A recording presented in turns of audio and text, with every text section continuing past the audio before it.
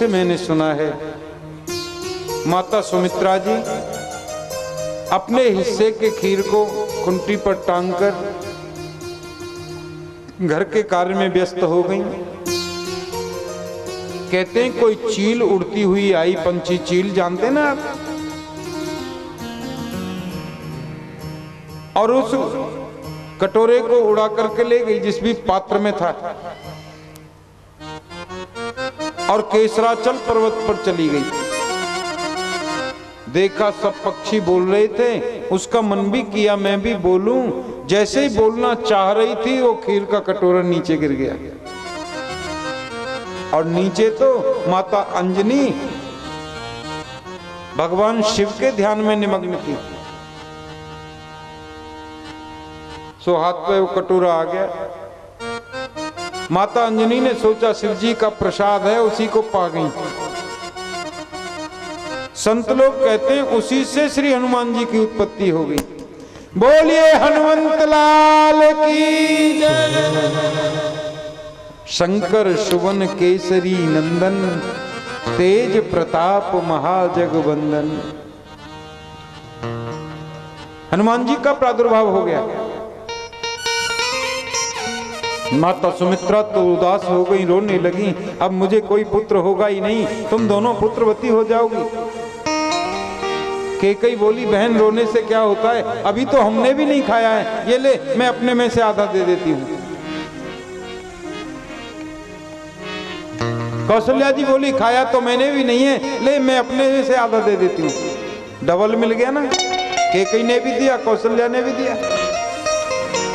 माता सुमित्रा ने प्रतिज्ञा कर ली, देखो यदि तुम दोनों के दिए हुए प्रसाद से कदाचित मुझे 2 पुत्र यदि हो गए तो मैं प्रतिज्ञा करती हूं अपने दोनों पुत्रों को तुम्हारे दोनों पुत्रों की सेवा में लगा दूंगी। तो भरत जी की सेवा में शत्रुघ्न लगे और राम जी की सेवा में लखनलाल लगे जो सुमित्रा नंदन है। अब तो धीरे धीरे आ रहा है चैत्र का महीना, नवमी तिथि। गोस्वामी जी ने तो बड़ी सुंदर चौपाई लिखी है। नवमी तिथि मधुमास पुनीता, शुक्ल पक्ष अभिजित हरिप्रीता, मध्य दिवस अतिशीत न घामा, तेछन प्रगट भये भगवान। तो धीरे धीरे आ रहा है चैत्र का महीना, नवमी तिथि, अभिजित मुहूर्त, मंगलवार, दिन के ठीक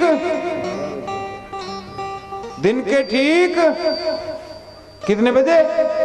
12 बजे।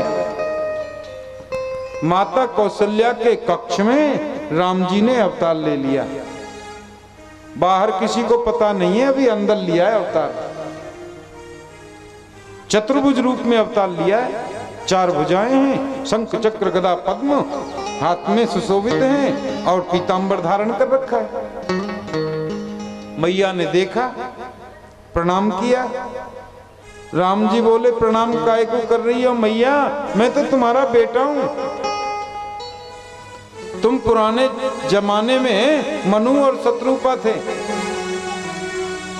तुमने वरदान मांगा था कि चाहूं तुम्हें समान सुत, प्रभुषण कवन दुराव। तो मैंने भी कह दिया मेरे समान तो मैं ही होता हूं। आप सरिस खोजो कहां जाई, नृप तब तनय हो मैं आई।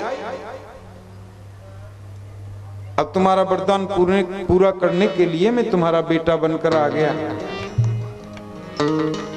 मैया बोली ऐसा बेटा, ऐसा कोई बेटा होता है? भगवान बोले क्यों? मैं आपको माताजी बोलूं, आप मेरे को बेटा बोलो, हो गया बस। बोले नहीं नहीं, अरे बेटा जन्म लेता है तो वो 4 भुजा धारण करके आता है। लोगों की भीड़ लगी है बाहर, क्या कहेंगे सब लोग, 4 भुजा का बेटा पैदा किया है। और शंख चक्र गदा पद्म हाथ में ले रखे हैं, इनको हटाओ।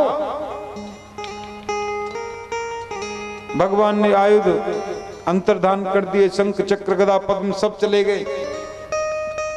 बोले अब ये 4 भुजाएं केवल 2 रखो, 2 हटाओ। भगवान ने 2 भुजाओं को भी अंतर्धान कर दिया और बोले मैया अब देखो द्वार खोल दो, लोगों की भीड़ लगी है, सब लोग मेरा दर्शन करना चाहते हैं। कौशल्या जी बोली अभी द्वार नहीं खुलेगा। क्यों? ये कोई 3 हाथ लंबा बेटा होता है, 3.5 हाथ लंबा? छोटे बन जाओ। 20 फुट का बेटा देखा किसी ने? राम जी छोटे बन गए। मैया अब द्वार खोल लो, देखो अब तो हम छोटे भी बन गए, 2 भुजाएं भी हटा ली। मैया बोली अभी नहीं खुलेगा। क्यों? अरे कपड़े तो उतारो, बालक पैदा होता है तो कोई ऐसे पीतांबर धारण करके आता है क्या? लोग क्या कहेंगे? भगवान ने वस्त्रों को भी अंतर्धान कर दिया। मैया अब तो द्वार खोल दो, देख लो। मैया बोली ऐसे कैसे खोल दूं? भगवान बोले अब क्या हुआ? कौशल्या जी बोली तुम तो ताऊ जी की तरह बात कर रहे हो मेरे से।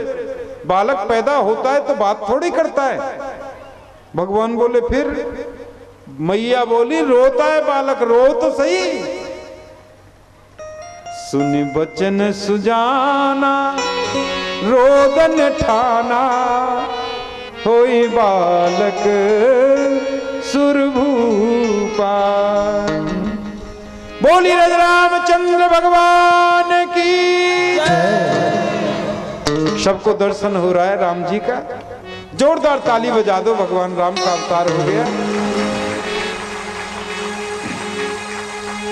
आइए थोड़ी स्तुति गा लेते हैं। देवता लोग स्तुति करते हैं ना भगवान की।